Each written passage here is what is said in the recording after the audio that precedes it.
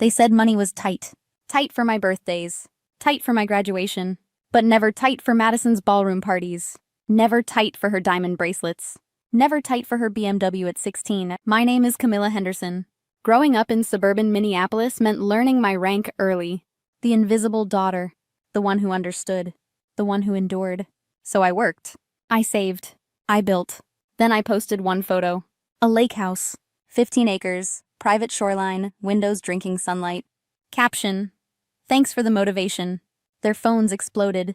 Jealousy disguised as interest. Have you ever faced something like this? Tell me in the comments. They thought I bought a vacation. I built a boundary. My childhood had 2 calendars. One for Madison's milestones. One for my excuses. Her 16th birthday filled a Marriott ballroom. 200 guests. A DJ flown in. A chocolate fountain taller than me. Photos captured by a professional who cost more than my tuition. My 16th fell on a Tuesday. Mom baked a box cake. 16 candles leaned like weary soldiers. Dad scrolled through his phone during dinner. Money's tight, Camilla. You understand better than your sister. Those words carved deeper than any knife. At 17, Madison received diamond jewelry just because. At 18, I got a birthday text. Driving lessons? Too expensive for us right now. Meanwhile, Madison's private instructor parked a practice car outside. Church members congratulated her license. I quietly waited at bus stops. College visits? Madison toured 12 campuses in style. Hotels, restaurants, souvenirs.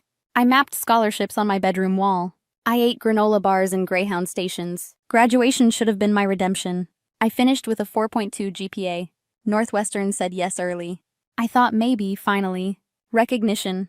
8 people came to my party. The backyard sagged under dollar store streamers. Mom brought a sheet cake from the grocery store. Dad shook his head. Unexpected expenses, Camilla, you understand. Unexpected meant Madison's senior trip to Europe. Her gift was an ice sculpture at the country club. Mine was a pawn shop laptop. I cried in the bathroom when Jessica handed me $20. It was more than my parents had spent on me. Alone in that moment, I made a silent vow. If they wouldn't celebrate me, I would learn to celebrate myself. If you've been through this, you're not alone. I wasn't the daughter to celebrate. I was the daughter to endure. College became my battlefield. Not for parties or recognition. For survival. Northwestern's tuition towered over me. Scholarships covered half. Loans wrapped chains around the rest. So I worked. Library nights. Tutoring shifts. Weekend internships that barely covered rent. Every phone call home replayed the same channel. Madison's sorority mixers. Her new clothes. The scratch on her BMW instantly replaced by another car. Supporting Madison is expensive, Camilla. Mom sighed. But you understand. I understood perfectly. Their money was elastic, stretching only for her. I learned to stretch myself. 4 hours of sleep. Meals of ramen and ambition. Smiles for professors. Silence for my parents. Every success echoed in empty rooms. Loneliness became my roommate. When Madison got engaged, they held another country club spectacle. 300 guests. Flowers cascading like waterfalls. A videographer capturing every vow. I saw the photos on Facebook, tagged late, scrolling alone. I called, hoping for an invitation. Oh, sweetie, finals are stressful. Travel's too expensive for you. They chose her wedding over my graduation. That cut deeper than tuition ever could. So I decided, stop asking. Stop hoping. Start building. Finance became my weapon. Numbers never played favorites. Real estate whispered in ways my parents never did. Vacant malls looked like potential. Empty storefronts looked like second chances. I worked 80-hour weeks, and success noticed before my family ever would. My breakthrough came with a dying shopping center. Everyone else saw failure. I saw location. I saw bones. I saw rebirth. We bought low, renovated carefully, curated tenants like art. 18 months later, profits tripled. Clients whispered my name in boardrooms. Whispers turned into invitations. Wine-soaked deals. Private circles. Industry articles. Panels. But none of them filled the silence after family dinners I wasn't invited to. That silence pushed me harder. Tokyo opened my eyes wider. I walked neon streets alone, hearing laughter from restaurants where families gathered. Developers there asked me the question I'd buried. Why not start your own firm? I hesitated, then admitted the truth. I've thought about it, but maybe I'm not enough. They looked at me, unflinching. You already are. Those words followed me across the Pacific. 8 months later, Henderson Real Estate Investments was born. The name was deliberate. Same family name, different legacy.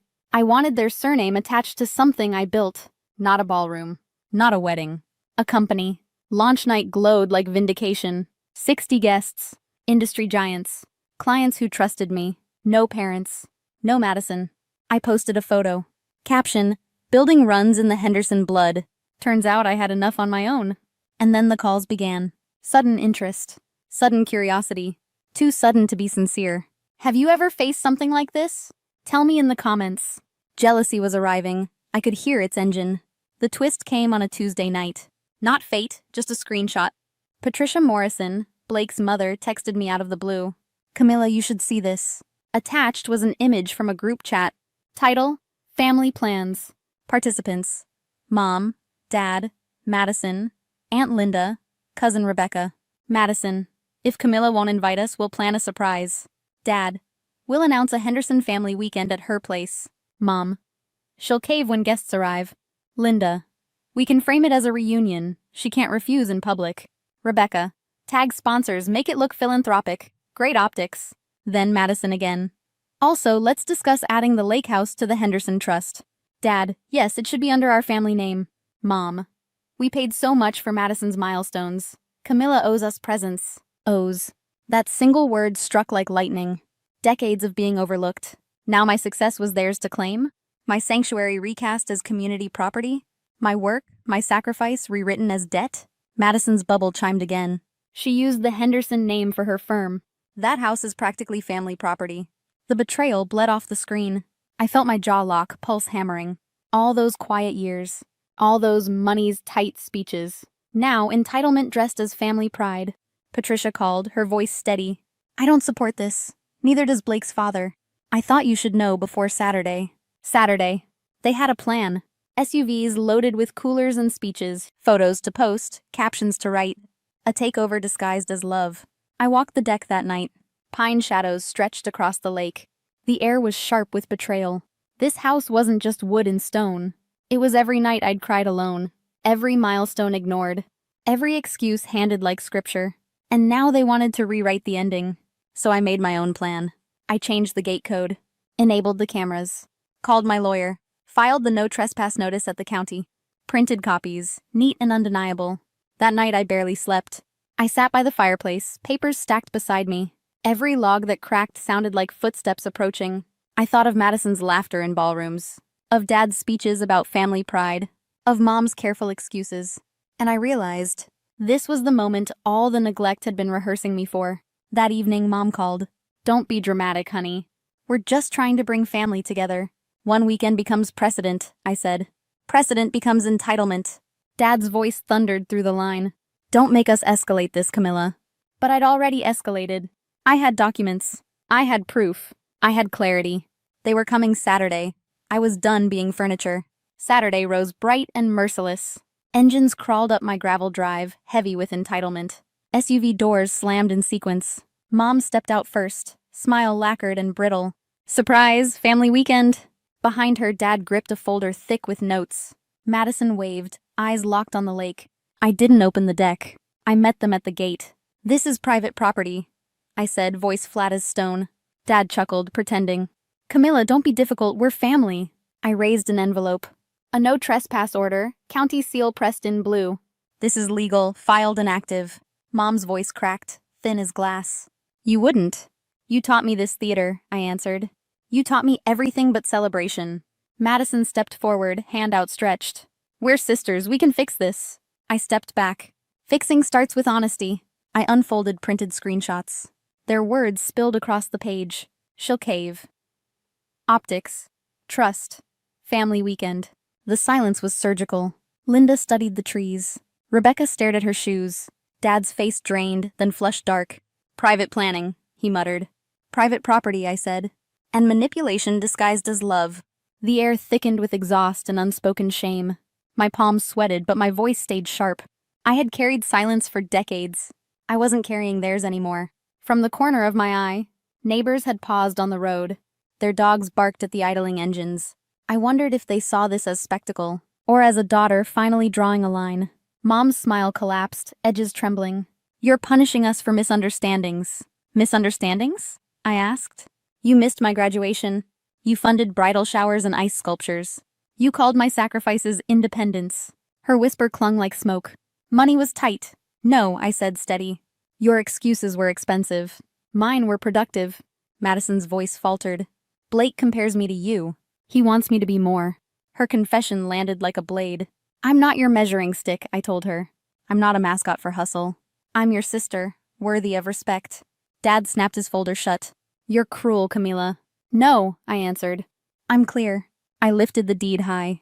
My name is on this. So is my boundary. Step inside and the sheriff follows. Mom's eyes filled. It feels heartless. It felt heartless for 30 years, I said. Heartless was birthdays ignored. Heartless was pride reserved for Madison. Heartless was being erased. Engines idled behind them, waiting for orders. I opened the gate halfway. Leave today. Decide tomorrow who you really are. They stared at me like I'd changed into someone new. But the truth was simpler. I had finally become myself. I chose the threshold, and who crosses it. Winter settled over the lake house like a promise. Snow sifted through the pines, covering every scar the earth had carried. I sat on the deck one morning, coffee steaming against the cold. The silence was deep, but for once it wasn't lonely. I had weathered the storm. I had said the words I'd been choking on since childhood, and the world hadn't ended. It had finally begun. My phone still buzzes sometimes. A text from Mom on holidays. A call from Dad. Careful and brief. Madison leaves voicemails that start with cheer and end in silence. I answer when I choose. I open the door when I want. Boundaries are not walls. They are gates. And I hold the key. Success used to feel like armor. Now it feels like air. I can breathe without waiting for applause. I can celebrate without needing permission. Family, I've learned, is built on behavior, not blood. Love is a verb. It shows up. It stays. It remembers. And when it doesn't, we learn to build our own tables. My colleagues, my friends, the women I mentor, they became my chosen family. They clap when I win. They sit with me when I lose. They remind me what love actually sounds like. The lake reflects that truth back to me. Every sunrise says, you made it. Every ripple says, you belong.